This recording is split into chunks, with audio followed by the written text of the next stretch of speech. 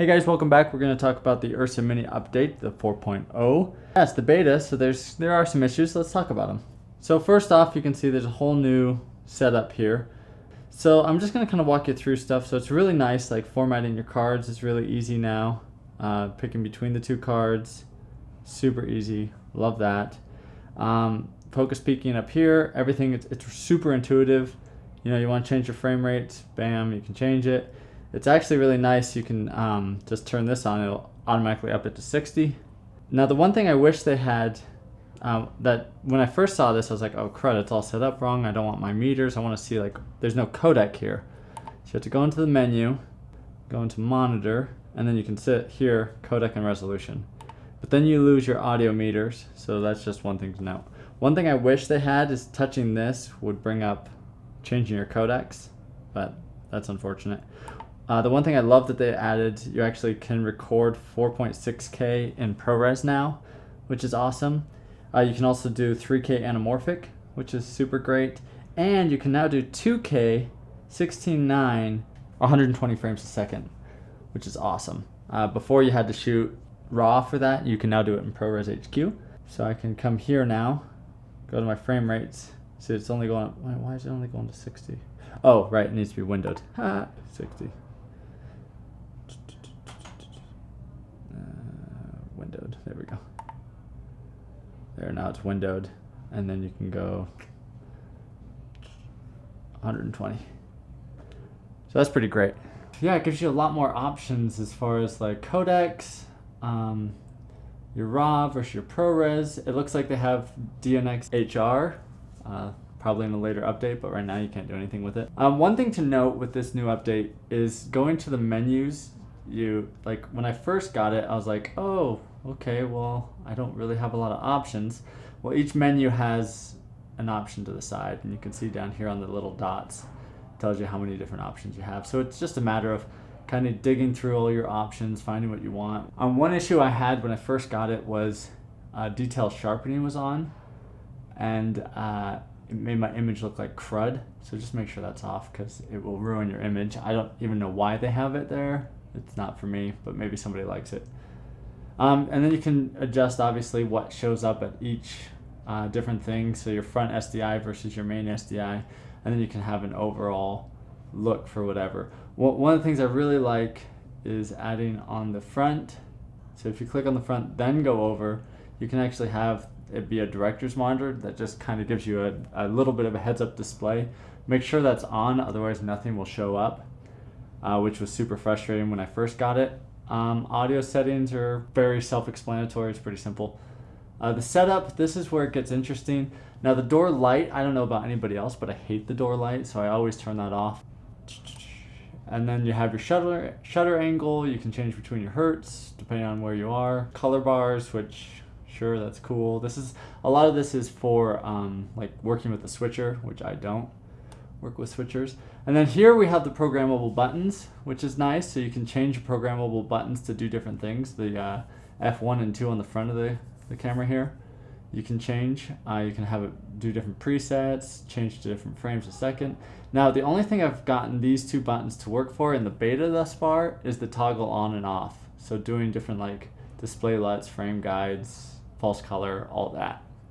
I haven't been able to set it to change my frames per second or anything like that, so that's an issue I've been having with the update, but it's there. It's kind of cool. It's cool. Those buttons finally do something, which is great. Presets, this is like my favorite thing ever. So all you have to do is you set your settings to whatever you want. So like right now, if we go out, we can see we're at ProRes, 4K, 16:9. Yeah, so all your settings are here. I can click here and change between my white balance. So let's say I wanted that. So if you go into your presets, you can hit add, name it something like, I don't know, let's just call it 4K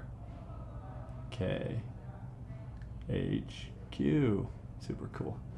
Hit update. So then you have this preset set. So when you check on it and go out, it will automatically set it all to what that preset was set to. Pretty awesome.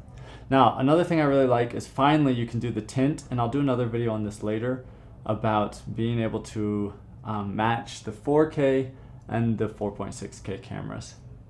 But it's really nice. Like these presets are nice. It's a lot like you know, a DSLR type thing where you can just quickly choose where you are, whether it's fluorescence or tungsten or daylight, and then you can also adjust the tint to kind of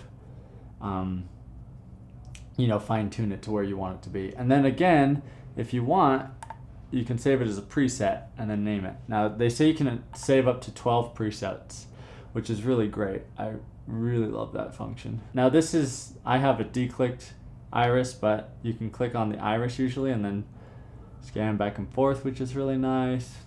What else? Changing ISO, which I wouldn't recommend doing very often because the native ISO is 800, just leave it there. Yeah, and then last but not least is the LUTs. I haven't uploaded any LUTs. I actually haven't tried this feature out yet just because I just barely downloaded this, but apparently there's cool stuff you can do with LUTs. So before I get into it too much, I do want to talk about the differences between the 4.6K update and the 4K update. Each of them I've had different issues with. When I first updated the 4.6K, there was this really bad noise pattern that was just ugly as sin.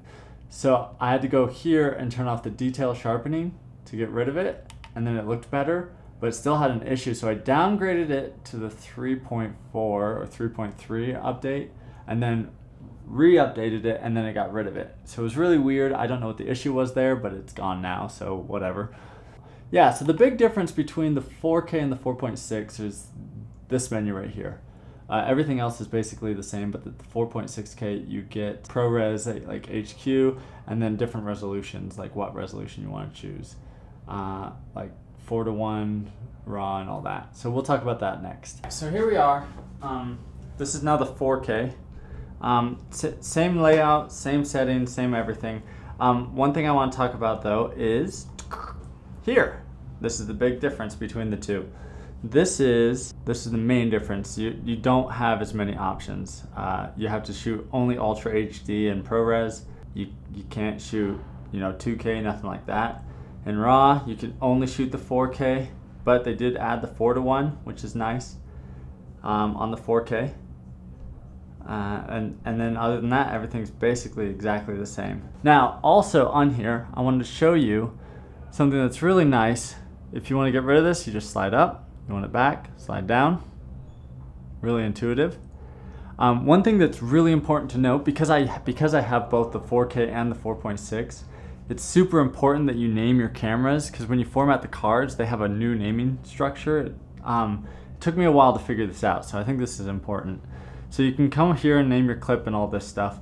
The other thing you can do is actually name your camera. So I called it camera A and camera B. So when I format the cards, let's see, let's get out of that.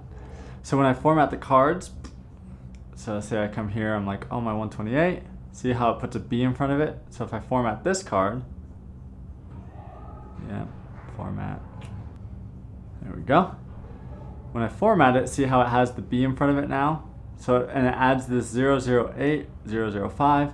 It just depends on how many times you've formatted, and then it'll put that number at the end. So it's really nice. It's a great way to keep your cameras organized if you have more than one camera. Just make sure you come here to project. It's just real simple. You slide over, come to project, name your camera, and boom, you have your camera all, it will format it to that. Also what they did was, which is really nice, they added the record button right there. So I can record it there too, which is nice. And then if I have the audio, I can click on the audio and adjust here all my audio settings, which is nice. Again, I wish they had somewhere to read out as well what codec and what resolution you're in while having the audio. Oh, you can change between time code up here, which is nice. So you can see your time code versus your how long you've recorded. Oh, another great thing, you can change between seeing the voltage and the percentage on the battery by just clicking on it, which is nice. So that, I mean, there's no real readout of percentage. It's just kind of like, oh, look, it's full, or it's not, it's almost dead. So it's nice because this battery actually has a readout on the side. So anyway, that's kind of my first impression of the update. So far, love it. It's way better, way more intuitive. It just takes a while to get to know the menu a little bit, kind of working around like changing your proxies and stuff, the thing I would highly recommend is just creating presets. Like this one, I've created a raw preset that I can just, and it just changes it. So we got raw lossless 4K, boom. So that's the one thing that I've noticed with this one as far as presets go. I've only been able to create one preset on the 4K camera. On the 4.6, it works fine to create multiple presets. On this one, it doesn't. It will only do one. Anytime I've tried to add more, it just reverts back to the one I created before. So yeah, but it works. I know it works because it worked on my 4.6K. It's just not working on the 4K. So that's the only main issue that I've seen with the 4K camera. Thanks for watching, and be sure to subscribe. Thanks, guys.